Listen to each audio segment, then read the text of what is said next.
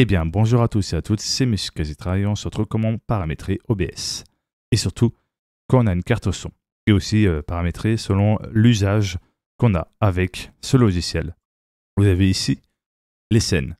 Là, ça va regrouper différentes scènes qui dépendent justement de votre utilisation. L'un, ça sera pour votre début de live, l'autre, ça sera le live avec les sources ici. Jeu, alerte, etc. Pause quand vous allez faire une pause, pause manger, pause pipi, voilà. Ou pause respirer un peu dehors. Et fin de live quand vous allez arrêter le live. Dans fichier, paramètres, là vous allez arriver dans général. On va aller directement dans apparence. Là c'est quand on veut mettre l'apparence qu'on veut. Dans sortie, vous avez tout simplement le côté mode sortie simple. Mettez avancé. Dans streaming, c'est là où ça va regrouper justement le contrôle de taux de bitrate et il y a l'encodeur qui est par défaut NVIDIA NVENC H264. Si vous n'avez pas une carte graphique NVIDIA et que vous avez une carte AMD, sélectionnez bien évidemment le X264 qui est votre processeur car les cartes AMD sont conçues pour le gaming et pas trop pour le streaming. Dans le bitrate, ça dépend justement selon la variation de votre connexion. Le temps, le vent et surtout aussi, tout dépend bien évidemment le résultat que vous aurez avec le speed test. Mettez bien évidemment dans le contrôle de taux, bitrate constant. Et dans le bitrate, vous mettez le bitrate que vous avez eu en résultat. Donc vous calculez. Moi personnellement, j'ai mis une marge de 4000 pour faire une sécurité, pour éviter éventuellement de dépasser et avoir quand même large pour pouvoir jouer et discuter avec des amis. En intervalle d'image, en secondes, vous mettez 2. Et en prédéfini, vous avez toutes sortes de qualités. Vous avez P1, P2, P3, P4, P5, P6, P7. P1, c'est le plus rapide, qualité très mauvaise. P2, très rapide, qualité mauvaise. P3, rapide, qualité basse. P4, moyenne, qualité moyenne. P5, qualité bonne, mais en lent. P6, très lent, qualité meilleure. P7, le plus lent, qualité excellente. Vous m'avez suivi. Dans réglage, mettez haute qualité. Dans mode de passe multiple, mettez passe unique. Dans profil, vous mettez height. Donc height, qui veut dire haute qualité pour faire simple. Dans bien amont ici, prenez pas prévisualisation, désactivez-le s'il est coché. C'était connu anciennement, bah voilà, je vous mets directement. La précision. Dans classification adaptative, excusez-moi, c'est anciennement connu sur le nom de réglage psychovisuel. Ça, vous pouvez l'activer si besoin, mais sinon, ça peut avoir, bien évidemment, ça, dans des situations où les mouvements sont élevés, auprès d'une utilisation de votre carte graphique élevée. Le image B, vous laissez par défaut à 2. Vous appliquez. Ensuite, dans enregistrement, le chemin d'accès de l'enregistrement de votre vidéo, vous sélectionnez votre disque dur externe, excusez-moi. Dans format d'enregistrement, vous pouvez sélectionner MP4 hybride, c'est un mélange entre le MP4 et le MKV.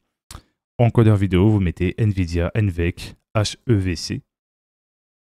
Ensuite, vous mettez bien évidemment dans paramètres de l'encodeur QP, constante, et vous mettez à 17. Normalement, vous devrez avoir une bonne qualité. Évidemment, dans intervalle, vous mettez 2 secondes. Si votre PC le permet, vous pouvez le mettre en P7 pour une qualité excellente. Réglage haute qualité, mode passage en gros en multiple passe unique, profil main par défaut, et classification d'active qui est anciennement connue sur le fameux nom réglage psychovisuel, vous pouvez le désactiver si vous pensez que vous n'avez pas réellement besoin. Vous laissez par défaut tout en bas. Vous appliquez. Dans audio, si vous faites du streaming, vous voulez avoir un qualité audio plutôt bon, laissez par défaut à 160. Et si vous avez une qualité réseau moyenne, baissez à 90. Si je ne dis pas trop de bêtises. Tampon, c'est désactivé par défaut, donc il ne faut pas y toucher. Dans audio, vous avez bien évidemment fréquence d'échantillonnage. Généralement, c'est 48 kHz. Canaux stéréo.